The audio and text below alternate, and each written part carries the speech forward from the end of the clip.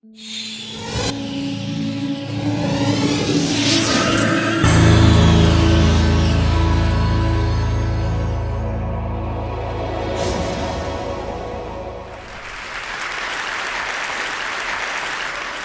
this guy is a guy named Bob McKim, and he was a creativity researcher in the 60s and 70s, and also led the Stanford design program. And in fact, my friend and IDEO founder, David Kelly, who's out there somewhere, studied under him at Stanford. And he liked to do an exercise with his students where he got them to take a piece of paper and draw the person sat next to them, their neighbor, very quickly, just as quickly as they could. And in fact, we're going to do that exercise right now. You all have a piece of cardboard and a piece of paper. It's actually got a bunch of circles on it. I need you to turn that piece of paper over. You should find it's blank on the other side. Okay? And there should be a pencil. And I want you to pick somebody that sat next to you. And when I say go, you've got 30 seconds to draw your neighbor, okay? So, everybody ready? Okay? Off you go. You've got 30 seconds. You better be fast. Come on, those masterpieces.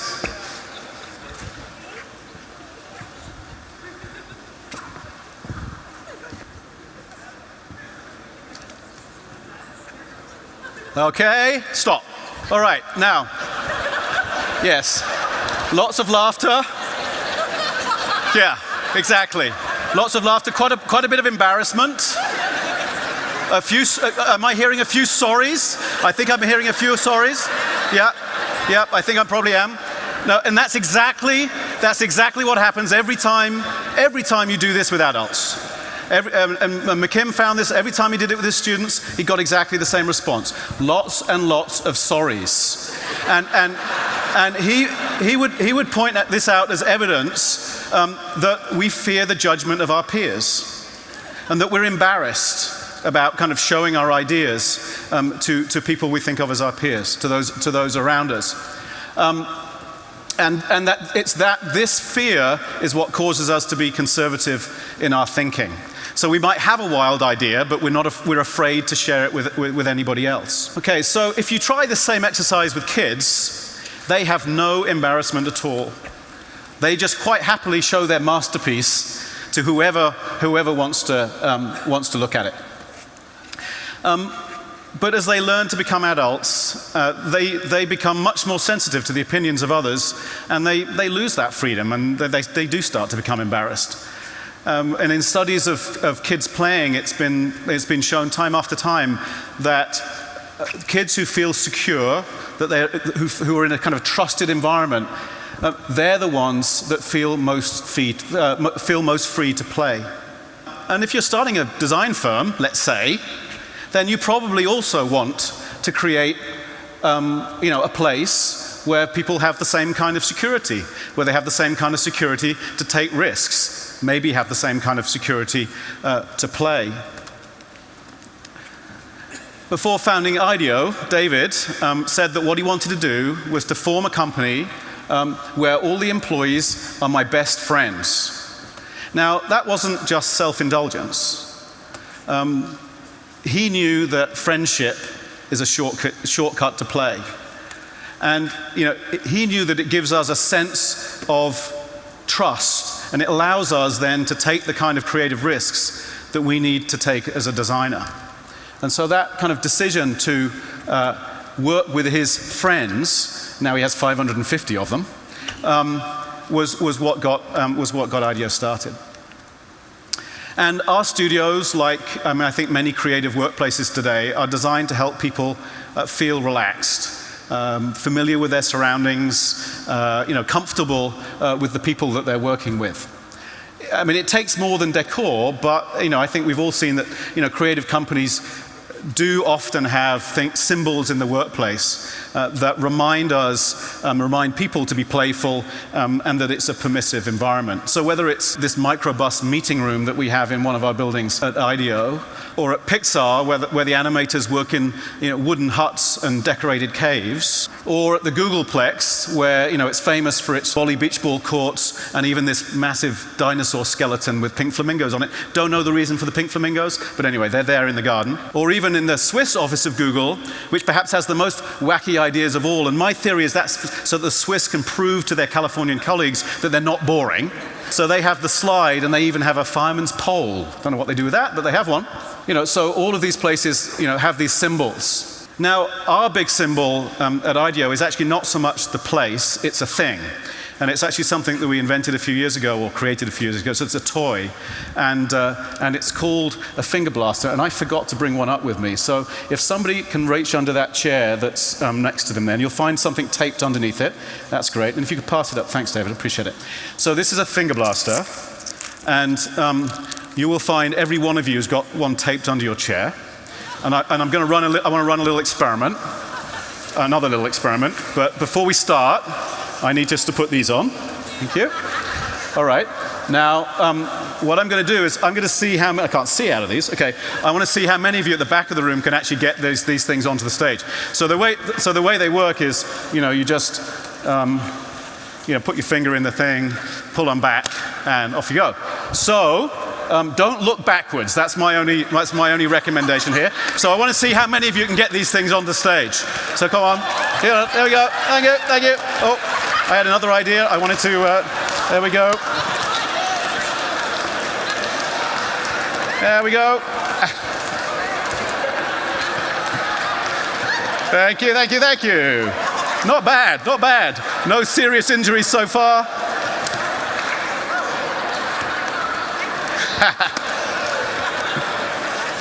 Oh, wow, they're still coming in from the back there. They're still coming in. Some of you haven't fired them yet. Can you not figure out how to do it or something? It's not that hard. Most of your kids figure out how to do this in the first 10 seconds when they pick it up. All right.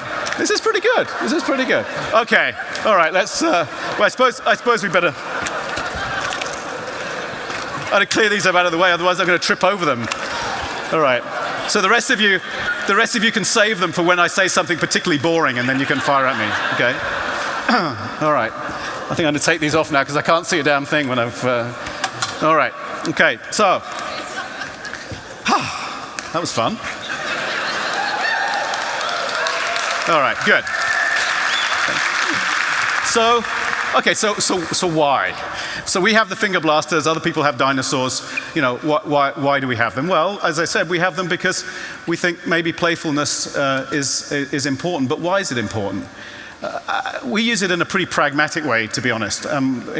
We think playfulness helps us get to better creative solutions, helps us do our jobs better, and helps us feel better when we do them. Now, an adult encountering a new situation, when we encounter a new situation, we have a tendency to want to categorize it just as quickly as we can. And there's a reason for that. We want to settle on an answer. Life's complicated. We want to figure out what's going on around us very quickly. I suspect actually that the evolutionary biologists probably have lots of reasons why we want to categorize new things very, very quickly. I mean, one of them might be, when we see this funny stripy thing, is that a tiger just about to jump out and kill us, or is it just some weird shadows on the tree? We need to figure that out pretty fast. At least we did once. Most of us don't need to anymore, I suppose. This is some aluminum foil, right? You use it in the kitchen. That's what it is, isn't it? Of course it is. Well, not necessarily. Kids are more engaged with open possibilities. Now, they'll certainly, when they come across something new, they'll certainly ask, what is it? Of course they will. But they'll also ask, what can I do with it? And, the more creative of them might get to a really kind of interesting example. And this openness is the beginning of exploratory play. Any parents of young kids in the audience? Must be some. Yeah, thought so. So we've all seen it, haven't we? We've all told stories about how on Christmas morning, our kids end up playing with the boxes far more than they play with the toys that are inside them. And from an exploration perspective, this behavior makes complete sense because you can do a lot more with boxes than you can do with a toy. Even one like, say, Tickle Me Elmo, which, despite its ingenuity, really only does one thing. Whereas boxes, offer an infinite number of choices. So again, this is another one of those playful activities that as we get older, we tend to forget and that we have to relearn. So another one of Bob McKim's favorite exercises is called the 30 circles test. So we're back to work. You guys are going to get back to work again. You'll turn that piece of paper that you did the sketch on back over, and you'll find those 30 circles printed on the piece of paper. And so it should look like this. You should be looking at something like this. So what I'm going to do is I'm going to give you a minute, and I want you to adapt as many of those circles as you can into objects of some form. So, example, you could turn one into a football, or another one into a sun. All I'm interested in is quantity. I want you to do as many of them as you can in the minute that I'm just about to give you. So, everybody ready? Okay? Off you go.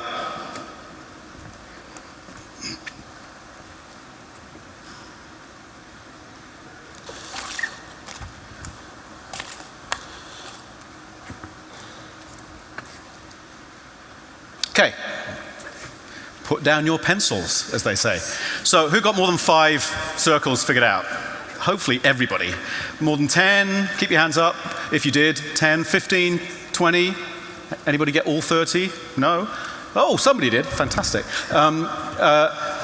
Did anybody do a variation on a theme, like a smiley face, happy face, sad face, sleepy face? Anybody do that? Anybody use my examples? Use the sun and the football? Great, cool. So I was really interested in quantity. I wasn't actually very interested in whether they were all different. I just wanted you to fill in as many circles as possible. And one of the things that we tend to do as adults, again, is we edit things. We stop ourselves from doing things. We self-edit as we're having ideas. And in some cases, our desire to be original is actually a form of editing. And that actually isn't necessarily really playful. So that ability just to kind of go for it and explore lots of things, even if they don't seem that different from each other, is actually something that kids do well, and it is a form of play. So now Bob McKim did another version of this test in a rather famous experiment that was done in the 1960s. Anybody know what this is? It's the peyote cactus. It's the plant from which you create mescaline, one of the psychedelic drugs. For those of you around in the 60s, you probably know it well. McKim published a paper in 1966 describing an experiment that he and his colleagues conducted to test the effects of psychedelic drugs on creativity. So he picked 27 professionals. They were, engineers, physicists, mathematicians, architects, furniture designers even, artists. And he asked them to come along one evening and bring a problem with them that they were working on. He gave each of them some mescaline and had them listen to some kind of nice, relaxing music for a while. And then he did what's called the Purdue creativity test. Actually, you might know it as how many uses can you find for a paperclip. It's basically the same thing as the 30 circles thing that I just had you do. Now, actually, he gave the test before the drugs and after the drugs to see what the difference was in people's sort of facility and speed with coming up with ideas. And then he asked them to go away and work on those problems that they'd brought. And they come up with a really bunch of kind of interesting solutions, actually quite kind of valid solutions to the things that they've been working on. And so some of the things that they figured out, some of these individuals figured out, so in one case, a new commercial building and design for houses that were accepted by clients, a design of a solar space probe experiment, a redesign of the linear electron accelerator, an engineering improvement to a magnetic tape recorder, you can tell this is a while ago, completion of a line of furniture, and even a new conceptual model of the photon. So it was a pretty successful evening. In fact, maybe this experiment was the reason that Silicon Valley got off to its great start with innovation. I don't know, we don't know, but it may be. You need to ask some of those CEOs whether they're involved in this mescaline experiment. But really, it wasn't the drugs that were important. It was this idea that what the drugs did were help shock people out of their normal way of thinking. And getting them to kind of forget the adult behaviors that were getting in the way of their ideas. But it's hard to break our habits, our adult habits. At IDEO we have our brainstorming rules written on the wall, edicts like defer judgment or go for quantity, and somehow that seems wrong. I mean, can you have rules about creativity? Well, it sort of turns out that we need rules to help us break the old rules and norms that otherwise we might bring to the creative process. And we've certainly learned that over time, you get much better brainstorming, much more creative outcomes when everybody does play by the rules.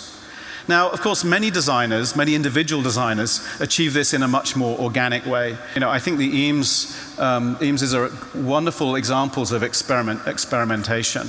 And they experimented with plywood for many years without necessarily having one single goal in mind. They were exploring, following what was interesting to them. And they went from designing splints for wounded soldiers coming out of World War II and the Korean War, I think. And from this experiment, they moved onto chairs, and through constant experimentation with materials, developed a wide range of iconic solutions that we know today, and eventually resulting in, of course, the legendary lounge chair. Now, if the Eames had stopped with that first great solution, then we wouldn't be the beneficiaries of so many, wonderful designs today. And of course, they used experimentation in all aspects of their work. From films to buildings, from games to graphics. So they're great examples, I think, of exploration and experimentation in design. Now, while the Eames were exploring those possibilities, they were also exploring physical objects. And they were doing that through building prototypes. And building is the next of the behaviors that I thought I'd talk about. So the average Western first grader spends as much as 50% of their playtime taking part in what's called construction play. Construction play it's playful, obviously, but also a powerful way to learn. When play is about building a tower out of blocks, the kid begins to learn a lot about towers. And as they repeatedly knock it down and start again, learning is happening as a sort of byproduct of play. It's classically learning by doing. Now, when David Kelly calls this behavior, when it's carried out by designers, thinking with your hands. And it typically involves making multiple low-resolution prototypes very quickly, often by bringing lots of found elements together in order to get to a solution. One of his earliest projects, the team was kind of stuck, and they came up with a mechanism by hacking together a prototype made from a roll-on deodorant. Now, that became the first commercial computer mouse for the Apple Lisa and the Macintosh. So they kind of learnt their way to that by building prototypes. Another example is a group of designers were working on a surgical instrument with some surgeons, and they were meeting with them. They were talking to the surgeons about what it was they needed with this device. And one of the designers ran out of the room and grabbed a whiteboard marker and a film canister, which is now becoming a very precious prototyping medium, and a clothespin, taped them all together, ran back into the room, and said, "You mean something like this?" And the surgeons could grab hold of it and said, "Well, I want to hold it like this or like that." And all of a sudden, a productive conversation was happening about design around a tangible object, and in the end, it turned into a real device. And so this behavior is all about quickly getting something into the real world and having your thinking advanced as a result. At IDEO, there's a kind of a back to preschool feel sometimes about the environment. The prototyping carts, filled with colored paper and Play-Doh and glue sticks and stuff. I mean, they do have a bit of a kindergarten feel to them. But the important idea is everything's to hand, everything's around. So when designers are working on ideas, they can start building stuff kind of whenever they want. They don't necessarily even have to go into some kind of formal workshop to do it. And we think that's pretty important. And then the sad thing is, although preschools are full of this kind of stuff, as kids go through the school system, it all gets taken away. They lose this stuff that kind of facilitates this sort of playful building mode of thinking. And of course, by the time we get to the average workplace, maybe the best construction tool we have might be the Post-it note. It's pretty barren. But by giving project teams and their clients, whoever they're working with, permission to think with their hands, quite complex ideas can go from spring into life and go right through to execution much more easily. This is a nurse using a very simple, as you can see, kind of plasticine prototype, explaining what she wants out of a portable information system to a team of technologists and designers that are working with her in a hospital. And just having this very simple prototype allows her to talk about what she wants in a much more powerful way. And of course, by building quick prototypes, we can get out and test our ideas with consumers and users much more quickly than if we're trying to describe them through words. But what about designing something that isn't physical? Something like a service or an experience, something which exists as a series of interactions over time. Instead of building play, I think this can be approached with role play.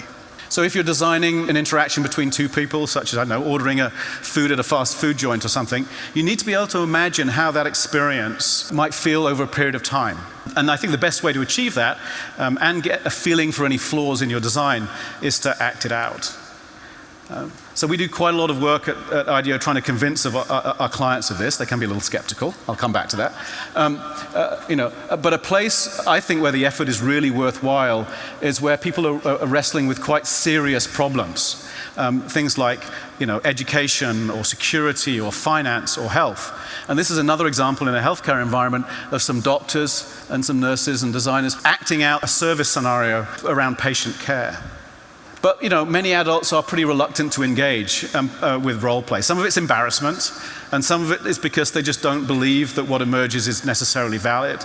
They dismiss an interesting interaction by saying, that's just happening because they're acting it out. Research into kids' behavior actually suggests that it's worth taking role playing seriously. Because when children play a role, they actually follow social scripts quite closely that they've learned from us as adults. If one kid plays store and another one's playing house, then the whole kind of play falls down. And so they get quite used quite quickly to understanding the rules for social interactions, and actually quite quick to point out when they're broken. So when, as adults, we role play, then we have a huge set of these scripts already internalized. We've gone through lots of experiences in life. And they provide a strong intuition as to whether an interaction is going to work. So we're very good when acting out a solution at spotting whether something lacks authenticity. So role play is actually, I think, quite valuable when it comes to thinking about experiences. Another way for us as designers to explore role play is to put ourselves through an experience which we're designing for, and kind of project ourselves into an experience. So here are some designers who are trying to understand what it might feel like to sleep in a kind of confined space on an airplane. And so they grabbed some very simple materials, you can see, and did this kind of role play, this kind of very crude role play, just to get a sense of what it would be like for passengers if they were kind of stuck in quite small places on airplanes. This is one of our designers, Christian Simsarian, and he's putting himself through the experience of being an ER patient. Now, this is in a real hospital, in a real emergency room. One of the reasons he chose to take this rather large video camera with him, because he didn't want the doctors and nurses thinking that he was actually sick and sticking something into him that he was going to regret later. So anyhow, he went there with this video camera, and it was kind of interesting to see what he brought back, because when we looked at the video when he got back, we saw 20 minutes of this. And that was the amazing thing about this video. As soon as you see it, you can kind of immediately project yourself into that experience and know what it feels like, all of that uncertainty while you're left out in the hallway while the docs are dealing with some more urgent case, in one of the emergency rooms, wondering what the heck's going on. And so this notion of using kind of role play, in this case kind of living through the experience as a way of creating empathy, particularly when you use video, is really powerful. Or another one of our designers, Alte Sendel, he's here having his chest waxed, not because he's very vain, although actually he is. No, I'm kidding. But in order to empathize with the pain that chronic care patients go through when they're having dressings removed. And so sometimes these kind of analogous experiences, kind of analogous role play, can also be quite valuable. So when a kid dresses up as a firefighter, he's beginning to try on that identity. He wants to know what it feels like to be a firefighter. We're doing the same thing as designers. We're trying on these experiences. And so the idea of role play is both as an empathy tool as well as a tool for prototyping experiences.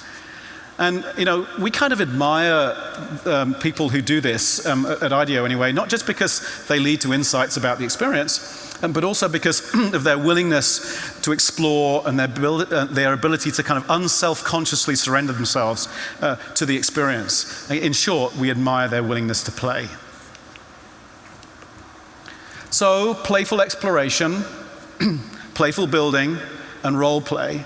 And those are some of the ways that designers use play in their work. And so far, I kind of admit that this might feel like it's a message just to go out and play like a kid. And to a certain extent it is, but I want to stress a couple of points. First thing to remember is that play is not anarchy. Play has rules, especially when it's group play. And when kids play Tea Party or they play Cops and Robbers, they're following a script that they've agreed to. And it's this co-negotiation that leads to productive play. So remember the sketching task we did at the beginning, the kind of little face, the portrait you did? Well, imagine, if you did the same task with friends but while you were drinking in a pub. But everybody agreed to play a game where the worst sketch artist brought the next round of drinks. That framework of rules would have turned an embarrassing, difficult situation into a kind of a fun game. And as a result, we'd all feel perfectly secure and have a good time. But because we all understood the rules and we agreed on them together. But there aren't just rules about how to play, there are rules about when to play. Kids don't play all the time, obviously. They transition in and out of it. And teachers, good teachers, spend a lot of time thinking about how to move kids through these experiences. And as designers, we need to be able to transition in and out of play also. And if we're running design studios, we need to be able to figure out how can we transition designers through these different experiences. I think this is particularly true if we think about this sort of, I think what's very different about design is that we go through these two very distinctive modes of operation. We go through a sort of a generative mode where we're exploring many ideas, and then we kind of come back together again and come back looking for that sort of solution and developing that solution. I think they're two quite different modes, sort of divergence and convergence. And I think it's probably in the divergent mode that we most need the playfulness. Perhaps in convergent modes, we need to be more serious. And so being able to move between those modes is really, really quite important. So it's where a more nuanced version of view of play, I think, is required. Because it's very easy to fall into the trap that these states are absolute. You're either playful or you're serious, and you can't be both. But that's not really true. You can be a serious professional adult and at times be playful. It's not an either or, it's an and. You can be serious and play. So to kind of sum it up, we need trust to play, and we need trust to be creative. So there's a connection. And there are a series of behaviors that we've learned as kids and that turn out to be quite useful to us as designers.